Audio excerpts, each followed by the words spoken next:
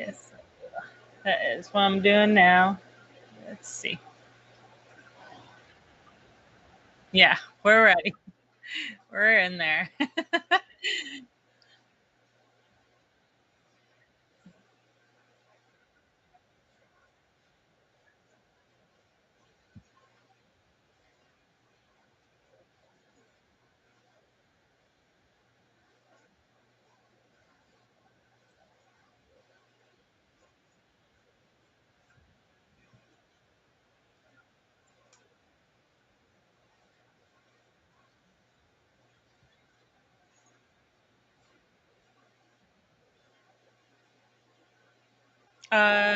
They said they can't hear you, Brandi.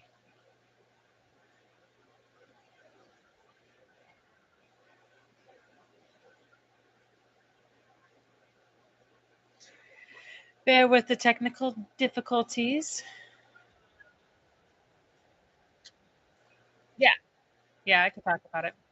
So today we're gonna go over obviously some rule of thirds, focal points, layering, storytelling, and different styles. This is what I get excited about because this is this is where you start in aquascaping. You learn to figure out which ones you want to do. So like what catches your eye, which whether that could be Dutch, it could be Iwagumi, it could be a nature style tank, Can y'all hear me? diorama. Let's see, can they hear you? Takes a sec. It shows that it's picking up the audio now, so.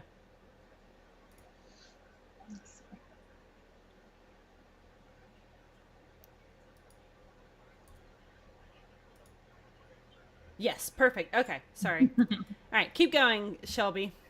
And each one of those styles, it usually that's why you can tell an aquascaper and which one did a tank is because they gear towards that specific because they're more comfortable with it.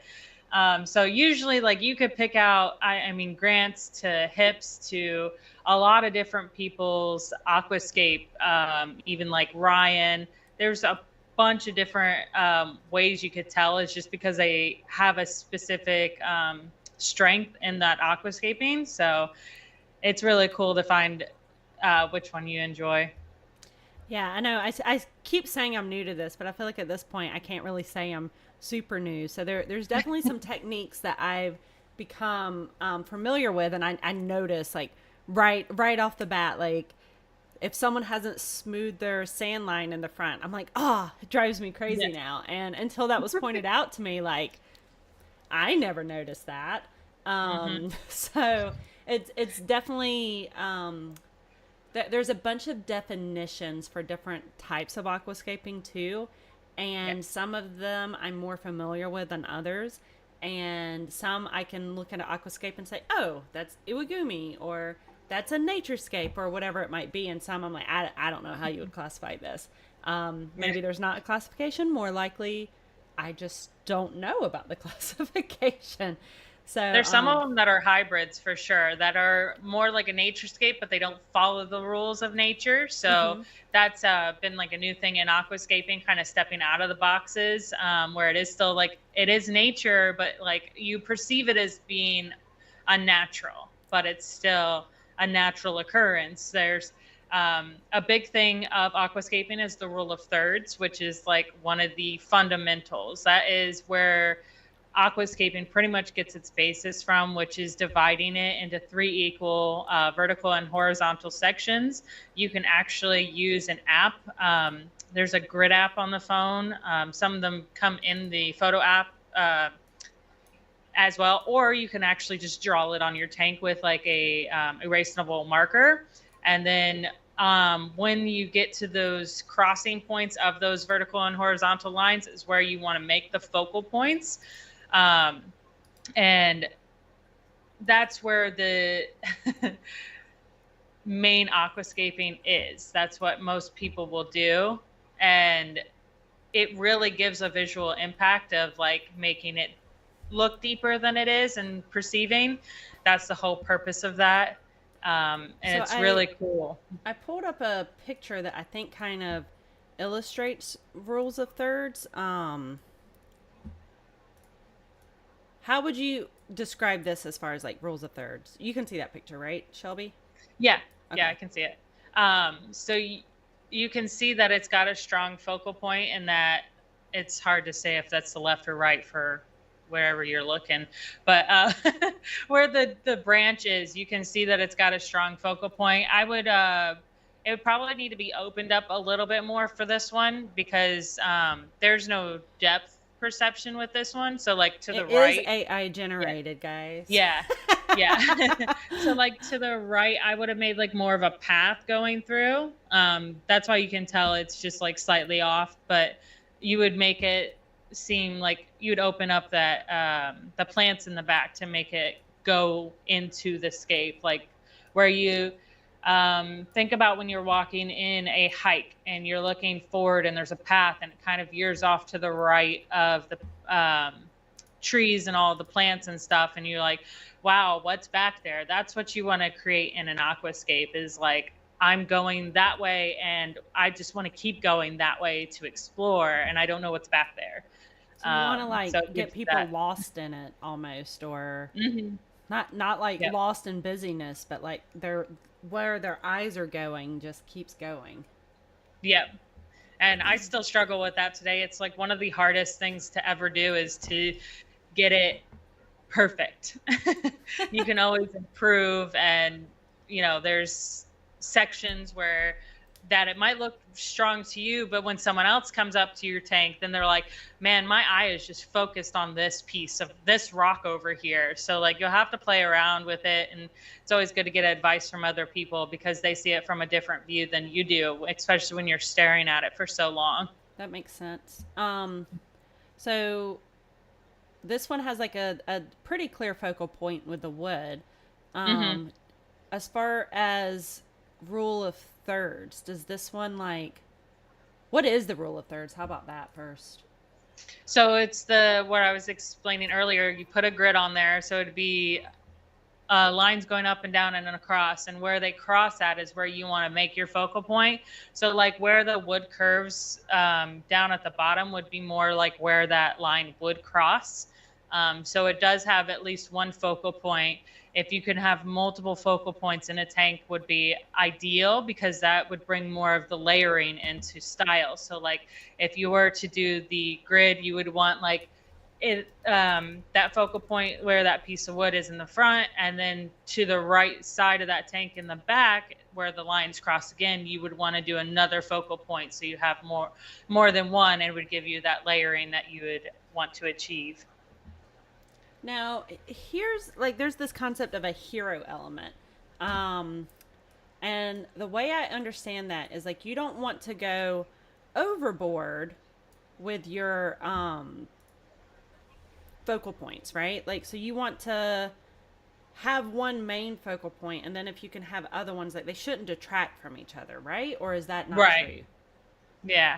Yeah. Okay. You most of the time you do want one really nice one, and then the other ones can just be the um, most aquascapers that I talk to, especially on the more professional side, usually you want multiple focal points, but yes, one that stands out the most. So your eyes aren't just going like everywhere. Like you don't want it to be too much. You just want it to be like minimalist. Like one kind of draws you to the back. One is towards the front that like really catches your eye.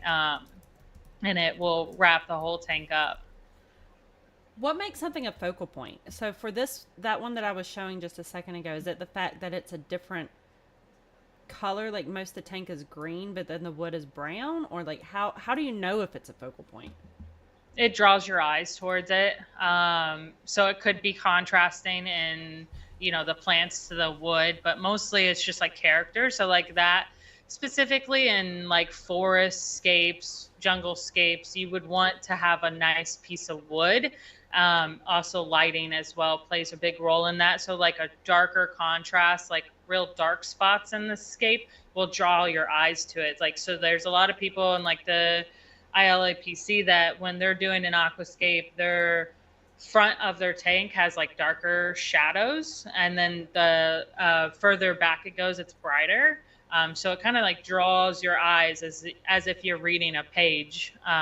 So it's really interesting.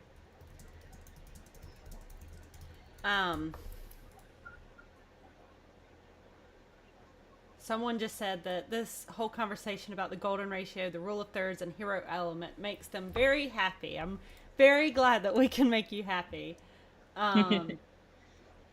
So, what about like if you like? I know sometimes you can pick up a piece of wood and there's an area that's like super gnarled or something. Would that be a good option for a? I feel like that would be a good option for a focal point. Yeah. Sometimes when picking hardscape and wood, we do look for that specific detail, like something that jumps out at you, and especially like a hole in the in a piece of wood could like make and break a tank. But sometimes I would err on the side of caution with that, because sometimes you find that perfect piece and then you get hung up on that piece and it doesn't go anywhere and you just can't make it work. And some people just absolutely cannot, decide and will just get stuck on it. So if something doesn't work, just try something else, even if it was like, wow, this is gonna be it. Can you use plants for focal points?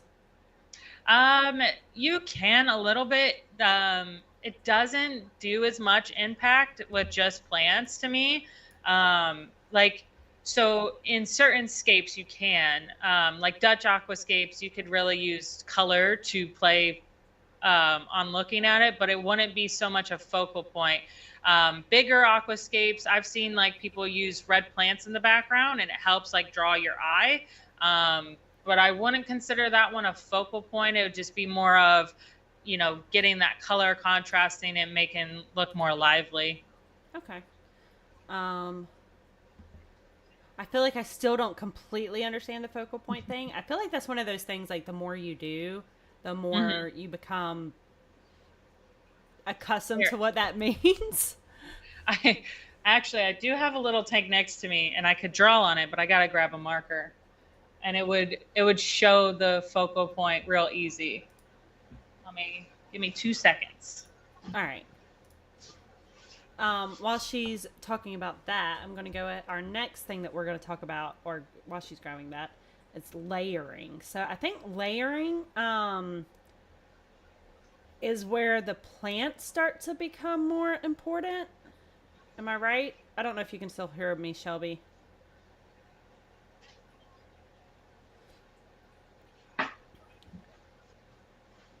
I'm back. I had it right over there, so I was like, let me just get it. It'd be Smart. Really easy.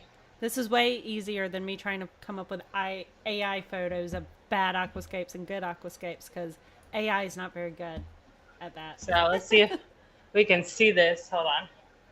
See how the grid, it's obviously not going to be perfect because I just drew it, and then the light. But in the grid, in these circles, is where these connect right here, is where you would want to put a focal point in the scape. So it would make it much easier if you're building it. You want to keep it shallow, but maybe a rock here and a rock here, and then something in the back there. This was not working as good as I wanted it to. I think it looks great. That was a brilliant idea to pull that up. It's hard to see. All right, and so then the next topic we wanted to talk about was layering. So is that when plants start to become more important? Yes, for sure, because you would want to make sure you have smaller plants in the front, medium-sized plants in the middle, and then taller plants in the back. This also could change in the aquascape with layering, whether you do in the front of the tank bigger style and then have it kind of receding to the back. So you might have bigger plants in the front of the aquascape and then smaller plants in the back. So it really just depends on that. Layering is one of the hardest things to achieve. I have struggled with that for years, and it's one of those things you have to continuously work on layering. Some people have it naturally, just like artists, and that's usually how I explain this the best, is if you watch like an artist paint a painting, you have to paint in layers, and it's like a focal point to it, and you paint in layers coming up. And it's one of the hardest things to do. It's truly making art in a tank, but you're not painting it, you're building it. So, and it's just like sculpting and everything. It takes time, it takes practice to get good at it. And some people get a little scared because they're not good at it right away. And I know for sure I've been doing it for years, and I'm still nowhere near great. Like, I do good, but like there's so much to improve on. And I think that's what keeps you coming back for aquascaping more and more, is because you can improve on it.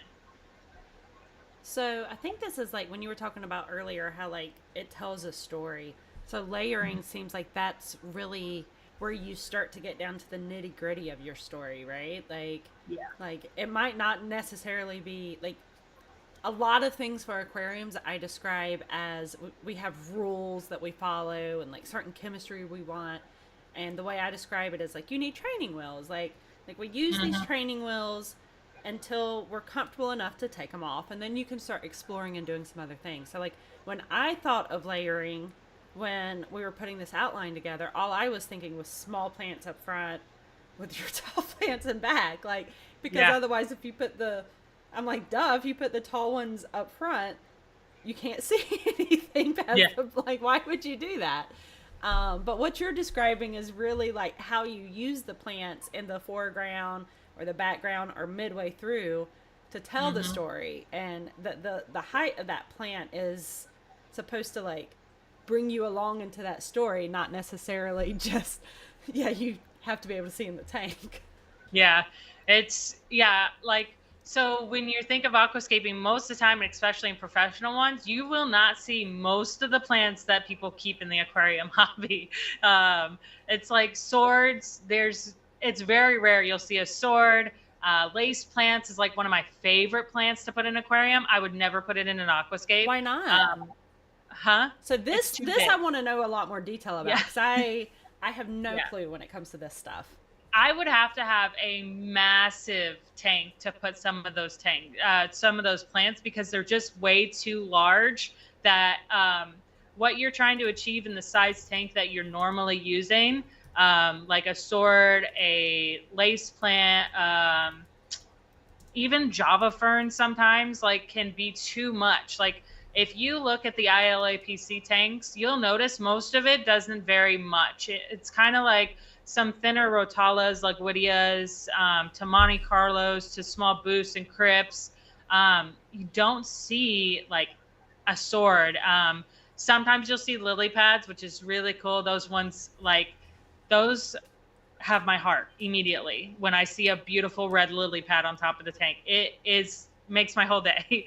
But it's very rare that you can achieve that and still keep your scape to look bigger than it is. That's the whole problem, is that when you have a big plant like that, it takes away from the whole aquascape. It doesn't give it the illusion you're trying to create, is that it's way bigger. It's like a whole world inside of a tank. So you take that, and it's like building a diorama of someone's house, a little house, and then putting a gigantic person with it. Like, so I think that's the first time that I've had that connection made, or someone said that explicitly. Like, that are all aquascapes, the idea is to make it seem bigger than it really is, I guess, in competitive. Competitively for sure online. Other than that, sometimes the forescapes, it's a little bit out of the range with that, but you're still trying to look like as if you're a little person kind of looking at a gigantic forest. And that's why, like, I try to think of myself as a little tiny ant or something looking at the tank, because that's kind of the perception you want to make it look like, is it's just a gigantic forest and you're looking at it. And it's very hard to achieve that in a smaller form. And that's why a lot of people really like dioramas and stuff, because they can make like someone's house in like a little form. Yeah, I think like when you were saying like there were certain plants that you wouldn't use, like, because I don't know that much difference between the plants. Like I was thinking, because like maintenance would be hard. Yeah. But you're talking about like actual, just like the way it looks, which is Like I feel like my brain just like exploded a little in a good way. That's good. It did take me a while to get the concept of it, and layering is like that's where I still have those issues is still achieving a layering look without using 5,000 pounds of substrate. And and like you turn around on the other side of the tank and you're like, what is this? Like it's a very hard thing to achieve. So when you see some of those works, it's a lot of work, and there's a backbone, there's structure to these, and sometimes the plants matter in some of those scapes, like to a T. If you were to overplant it, put one wrong plant, and it takes away from the whole aquascape. I So, know at one of the competitions when the judges were talking about why they chose something, and they were talking about as they were watching the contestants put their aquascapes together, there was one person who, like the hardscape, they were like, oh, what are you doing? And that person ended up like placing really highly after they got the plants in, because the plants just like set it off. And they were trying to explain it to me, and I couldn't follow the explanation, but I think I'm starting to grasp it. Are there certain plants that you think like are really good options for people who are trying to aquascape competitively? yeah, so Monte Carlo is always a staple. That's a little bit easier than baby tears. Sometimes it can be a little too big, so it really depends on the scape where you have to choose between Monte Carlo and baby tears, because baby tears is even smaller, but it requires a lot more maintenance, a lot more trimming. That's the thing about plants that can become a problem, is it's a lot of maintenance with those. It's not just So let me sometimes plant that is it. part of it. Yeah. Yeah, let it grow and stuff. No, it's a constant trimming, making sure it's got the nutrients, making sure the light is on but not too long to get an algae outbreak. So that's where you could literally lose a whole scape that you did perfect with just the plants not being able to grow in the right spot. That's why some of these people will set them up in advance in order to know that these plants are going to grow well or do well in that spot and don't have to rip them up and regrow. Because they do look into that when you're judging, is the growth. Obviously not in a fast-paced competition. They kind of overlook that. They kind of look at it like, oh, well, in a few months, I know what this will look like. But in a professional one, they need to see the growth. They need to know that it has been growing there, that they look healthy. So you got that. Rotalas are really pretty for that red. Some people put those in the back right and left corner. That's a pretty common thing to do. And it really does brighten up the aquascape, gives you a little bit to look at, but doesn't take away from it too much. Like I said earlier, I do like the lilies. Some people have done forescapes and then had the lilies up top. So it looks really pretty. And then they play with the rotalas and inside. And Is the lily supposed to like give the feeling of like a forest canopy? I don't know. I just enjoy them, and they've just placed really good. So I don't know if someone else just really enjoys them as a judge. That's one thing I've always been confused about, because to me it does take away the illusion. One of my favorite things is there's a few aquascapers that do like they build it up and then they have like twigs and stuff that kind of come across and hang down like a jungle, and then they grow plants off of that, and that drapes down. So that's something to think about when you're doing scapes like that. Moss is beautiful and will do that effect, but it outgrows like everything in your tank. So it's like so much more maintenance to think about when you do something like that. Like if I was to do weeping moss for that, I would be trimming that daily to make sure that it stays down and doesn't overcrowd everything else or get algae because it's too close to the light. Because most of the time you need either a T5 or T8 light for the aquascapes, which can cause algae real quick on top with those plants so close to the surface. So I have a list of styles, and I'm going to say them right now. And you can tell me if this is like a pretty comprehensive list or if there's more things I'm missing. So I wrote down nature style, Iwagumi style, Dutch style, and biotype style. Yep. So is that like basically the styles? Yeah. Or some like that wraps it up. There's a Okay. couple that are a little bit different, but they're not really a category to the aquascaping. But those are the basis of them. Yeah. So, nature style, Mhm. pretty self-explanatory. Um, Yeah, those ones are more of like your jungle feel, mainly using wood as your main focal point for that and using rocks as details. That's how you would achieve like a jungle nature style look. all right. Then Iwagumi, that's basically just rocks, right? Yeah, so that one is rocks and plants, so it'll be huge focal points, and you usually typically it's like 3 rocks. You don't really want to do much more than that, and they're big rocks. And then usually just like a carpeting plant and maybe a couple detail like Anubis or Boost, but not. It's very minimalist, but it is still hard to achieve to make it look really nice and keep it going. All right, Dutch style. I have no clue what that means. Oh man, that one is probably the most difficult, I would say, unless you're like a plant expert. It it takes a lot. This is the one I've been researching for years, and Grant's kind of got like a some semi Dutch tank going on in our house, and they look really beautiful. But for competitions, it's like way not close enough yet. Um, but it's all about the placement of the plants, how they grow together, the colors that play together. You're not supposed to use any hardscape. It's supposed to just be plants. What Um, about substrate? yeah. So, and Okay. even the substrate is for more particular as well. I was reading up on it, and like back when it was invented, there was a lot more strict rules on that, which is crazy. But like even just as simple as thinking about they don't want cory cats in the tank. Like anything that disrupts the plants, like they do not want to see in the tank too. But they at this one you have to usually trim it every day. They have to have like a good lighting, really good growth, and in order to achieve that, which is like my least favorite thing in the world, is to constantly trim them.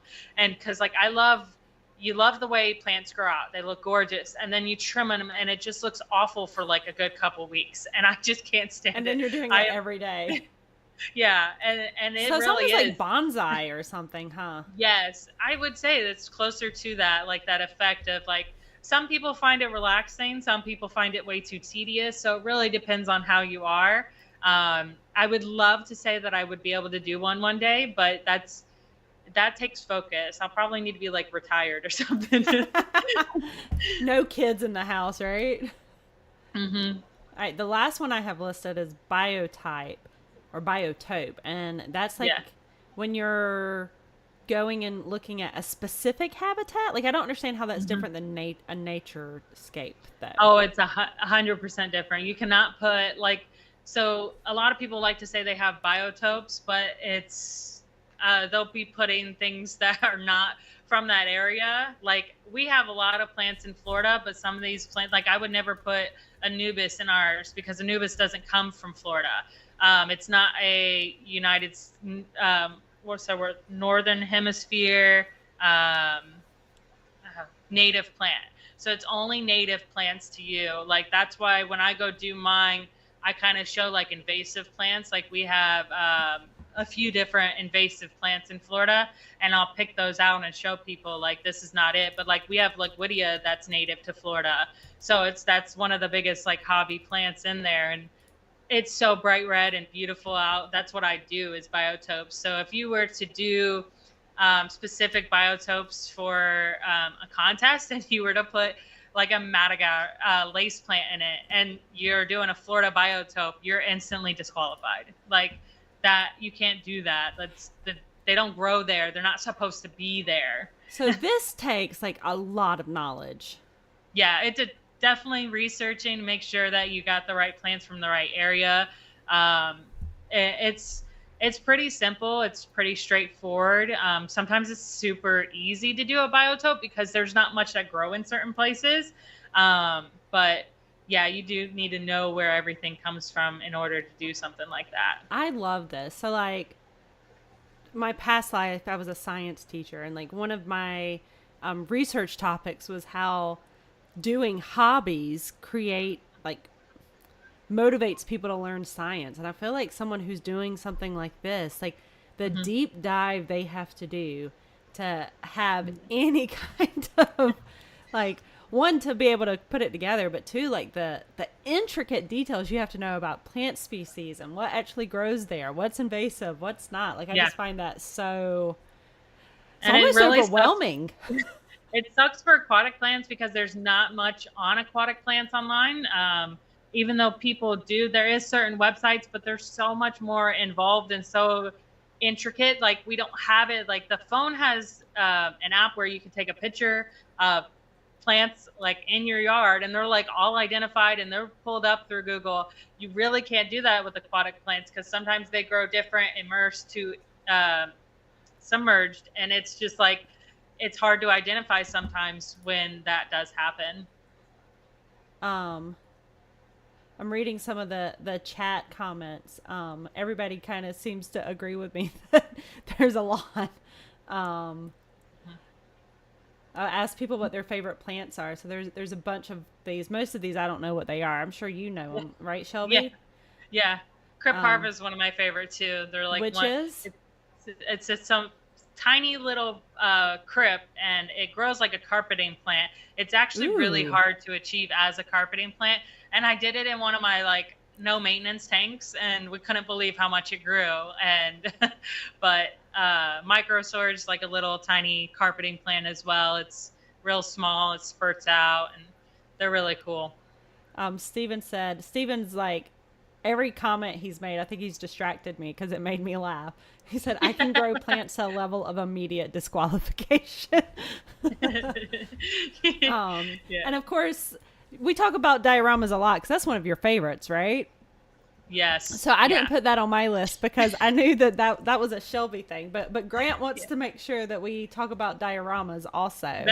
That's his favorite thing too. He is like the master of dioramas for sure. Like, it is so hard to achieve. Like, one of our first ones is where we were like, this is amazing. How did we not win? It's got such an impact. When people walk by, it's one of the ones that people are drawn to. Like, I had just done, me and him were the only ones to kind of do a diorama style for that last aquascape, which is mainly use of rock. And you had the giant, what was it, elephant rock? Yeah, elephant skin stone. I loved it. It was so pretty. Yeah, and then he used all dragon stones. So it's mainly using stone to create an illusion. Like I said, dioramas, just like you would like a little house, a dollhouse, and things like that, into a tank. But it's the most judged one for sure. But like, it is the most loved one by people because it's so different that people like, if you achieve it right, obviously. It took us years to get it right, but even our first contest, we made so many mistakes that like disqualified us, but it was so cool. And like, all the people were like, we got people's favorite. And like, they were like, you're going to win because they don't know the criteria. And like the 5 pounds of substrate we had in the front of our tank was like our problem. But we did really good. We hope to achieve and redo it one day. All of us are more experienced aquascapers, so it'd be cool to go back and redo it with all the knowledge that we have and all the experience that we have now.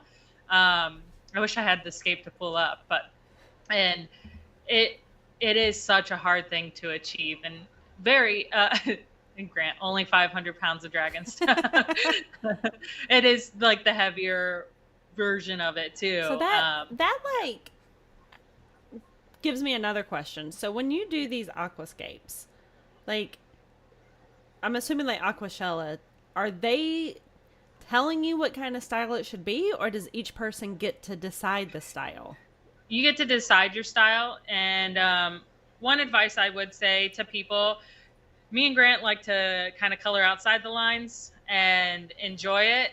That's what we like to achieve. We want to do something we're proud of.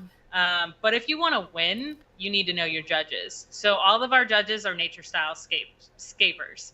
So realistically, we were never going to place because they enjoy that. And it's very hard to achieve. They're more critical when it comes to diorama, where in naturescapes, you can kind of get away with stuff. You can kind of hide it. And where it's very, very prominent in a diorama. You have to have it like pretty much perfect.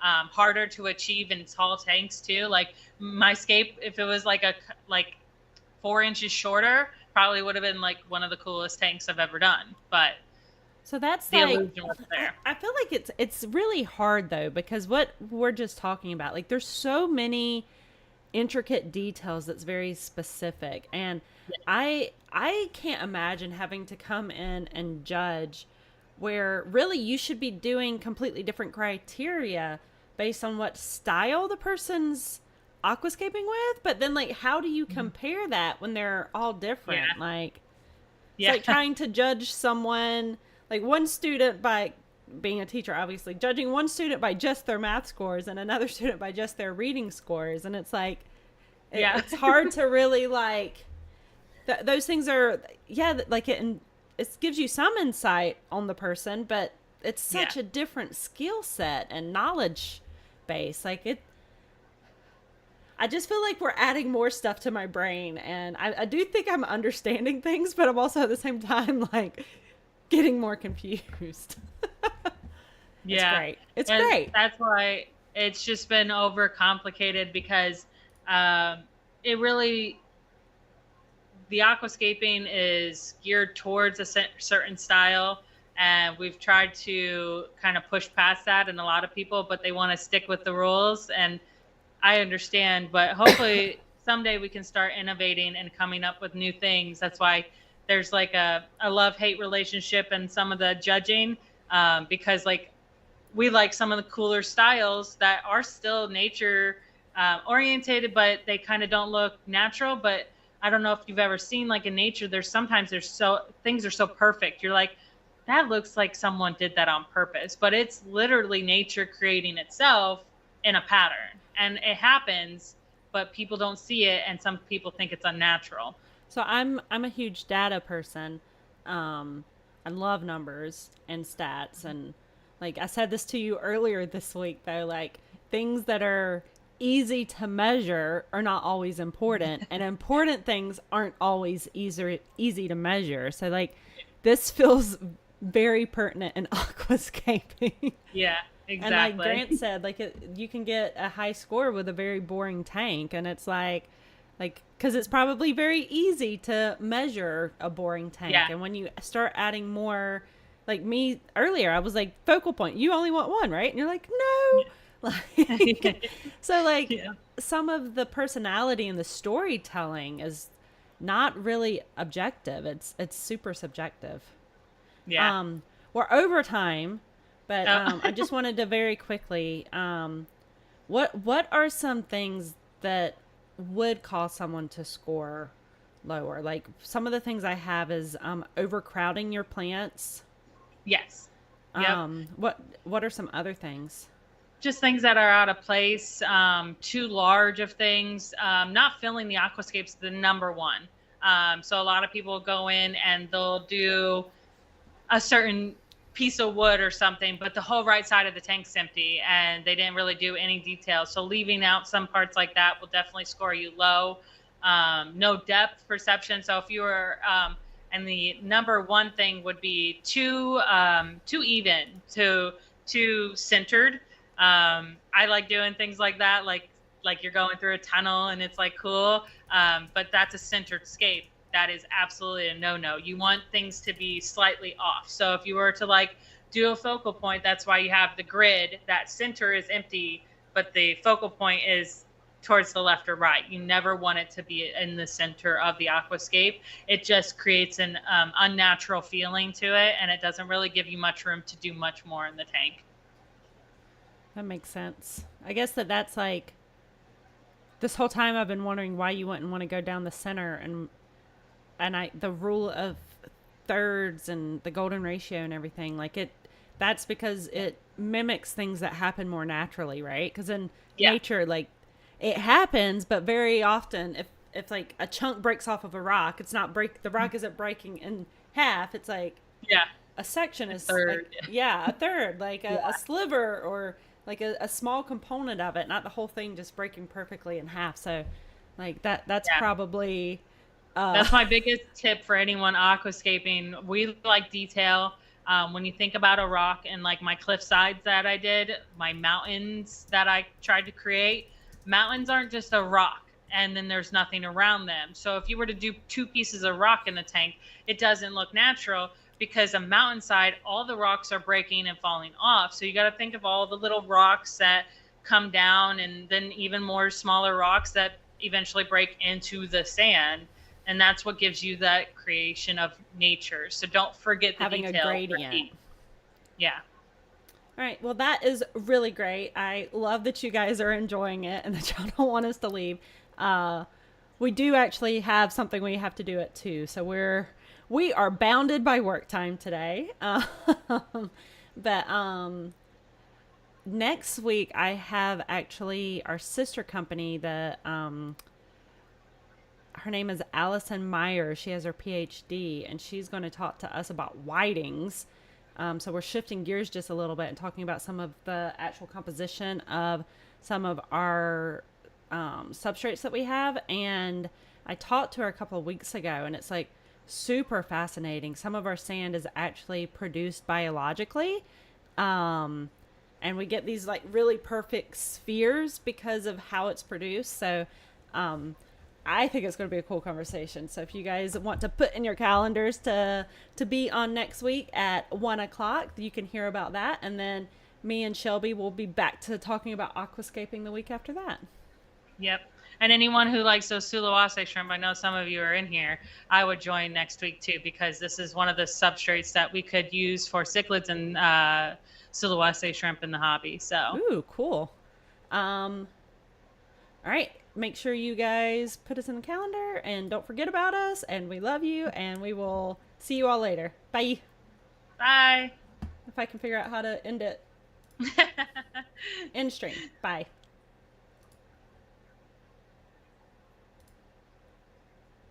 All right. I think we ended it.